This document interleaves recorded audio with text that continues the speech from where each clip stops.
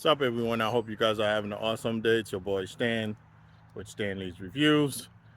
I decided to actually take on a few projects, not because I wanted to, because I have to.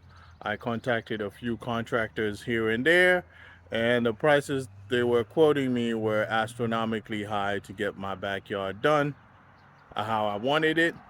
So I actually took matters into my own hand and pretty much started working on it by myself. So I'm actually going to document what I've gotten done so far. I'm sorry I didn't get a chance to record any of it, to be honest with you. So I'm going to actually document everything that I've done so far so you guys get to see exactly where I got it, what I got going on, and how far along I'm coming in the process, and what other projects I got going on as well.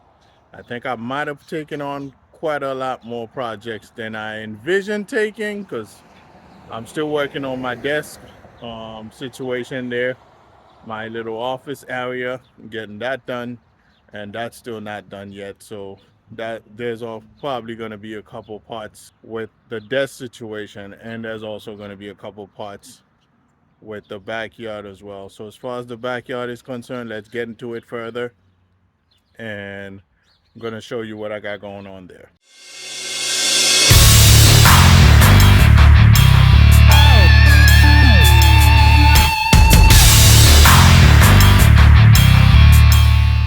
As far as my backyard is concerned, I was able to buy gravel to put around my fire pit and also a path that I was creating. Quotes were astronomically high from different contractors, to say the least.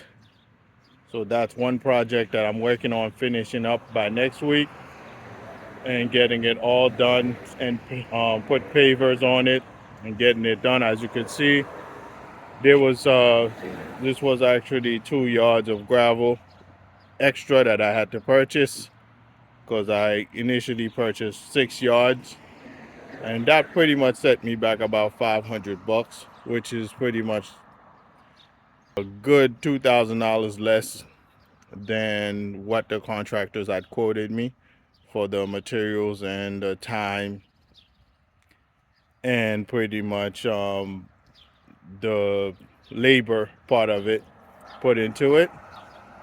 So let's get into it further. I'll show you guys what I got going on. So back here last year, if you remember, I was able to dig all this out, the yard that is, and get it redone. And as of last year spring, the grass is growing great. There's a few dead spots that I have to reseed, but nonetheless, close to 90% of my grass is going great. I need to put mulch down here and perhaps paint those blocks over there, those wood blocks over there, black to make it look more aesthetically pleasing. Same thing over there, weed that out, get rid of all the weeds and paint that side as well, make it look nice. And get rid of this reel over there, this ugly reel, and put in a retractable reel with a post so we can get that done the right way. So that's the projects, those are the spring projects that I have for outside as far as that is concerned. And this deck is pretty much looking bad right now. Needs to be sanded, water, power wash, and everything, and repainted, or actually get painted or stained, whichever color we choose. That's pretty much that with the deck. But the rain is not allowing us to be great, so it rains almost every day in the spring out here in Massachusetts. So I'm waiting for a dry day or a couple dry days in a row so I can actually sand this down, power wash it, it can dry, and pretty much get going on this as well, because it's pretty sturdy, it's pretty strong. It just aesthetically, it just doesn't look good at all. It looks pretty bad, looks pretty old and dated. So we need to do something about this so we can actually make it look more aesthetically pleasing to the eye, to say the least. And the projects, we put this bedrock over here and killing the weeds that are with it. So as you can see, it's starting to grow back, and the rabbits actually love these plants over here they keep eating them a lot. So sometimes you get to see them all chewed up, the little hairs, not necessarily rabbits, they're hairs. So they pretty much chew this off a lot. The big project is this pathway here that I'm actually laying down the rocks on day by day.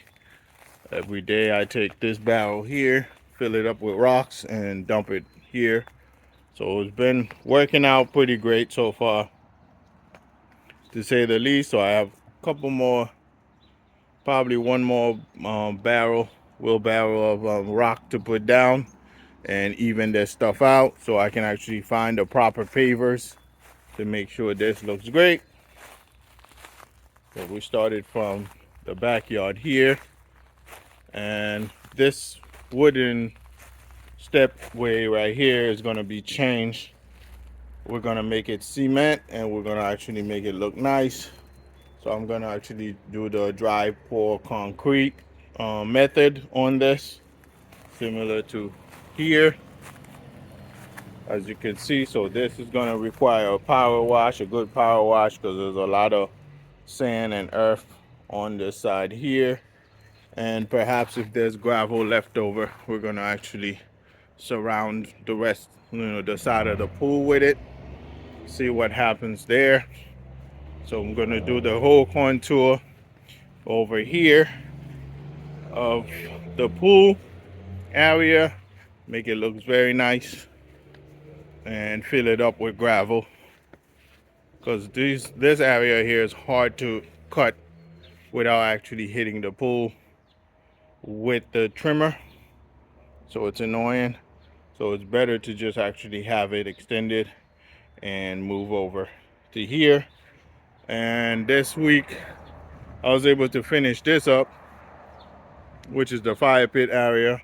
We refinished it, we redid it. Me and my boy, we redid it, and I want to say a huge shout out and huge thank you to him for sure. And if you have any questions, feel free to hit me up in the comments below. That would be greatly appreciated. I'll be more than happy to answer any questions that you have in regards to the fire pit process and how we went about it, how we marked everything.